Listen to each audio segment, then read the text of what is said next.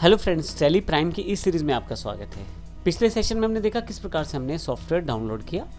आइए इस सेशन में समझते हैं इस सॉफ्टवेयर को इंस्टॉल कैसे करेंगे।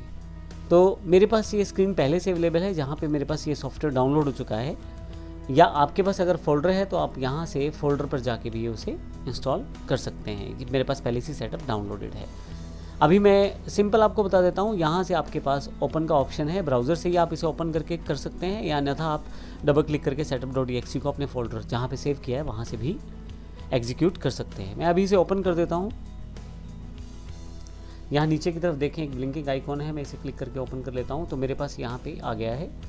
आप जब टैली प्राइम को पहली बार इंस्टॉल करते हैं तो कॉन्फ़िगर कर सकते हैं मोर एक्शंस पे। अभी मैं बिल्कुल सिंपल सेटअप करने वाला हूँ तो इंस्टॉल कर देता हूँ। यहाँ मेरे पास इंस्टॉलेशन शुरू हो गया है। आप इसका पाथ सेटअप कर सकते हैं, लेकिन मेरे पास डिफ़ॉल्ट पाथ है एप्लीकेशन पाथ सी में प्रोग्राम फाइल्स में टैली प्राइम के नाम से, और ये आपका जो इंस्टॉलेशन है सक्सेसफुली हो गया है। तो जैसे ही मैं स्टार्ट टैली प्राइम पे क्लिक करूँगा मेरे पास टैली प्राइम ओपन होना शुरू हो जाएगा। देखिए टैली प्राइम का सॉफ्टवेयर पहली बार मैं अपने सिस्टम पे ओपन कर रहा हूँ।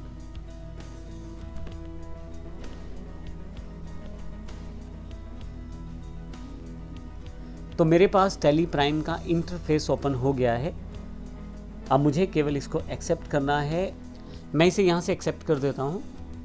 कुछ प्रोसेसिंग के साथ मेरे पास वेलकम टू टैली प्राइम का ऑप्शन अवेलेबल है। यहाँ से अगर मेरे पास लाइसेंस पहले से अवेलेबल है तो उस लाइसेंस का यूज़ कर सकता हूँ, जिसमें मेरे पास काफ़ी सारे ऑप्शन हैं, जैसे न्यू लाइसेंस एक्टिवेट के रूप में आप अपना नया लाइसेंस एक्टिवेट कर सकते हैं। रीएक्टिवेट एग्जिस्टिंग लाइसेंस है, आपके पास पहले से टैली प्राइम है और आपका किसी कारण से सॉफ्टवेयर अनइंस्टॉल हुआ है या दोबारा रीइंस्टॉल करना है तो वहाँ पे रीएक्टिवेट कर लें।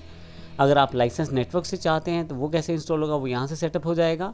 लेकिन मेरा जो मोटो है वो try it for free, educational version मुझे यूज़ करना है और आप भी इसे बड़ी आसानी से यूज़ कर सकते हैं। एक इम्पॉर्टेंट बात, आप जब एजुकेशनल मोड को प्रयोग करते हैं तो पहली तारीख, दूसरी तारीख और जिस महीने की 31 तारीख होती है, यानी कि 1, 2 और 31 अगर उस महीने में है तो आप 3 डेट्स पे एंट्री कर पाएंगे।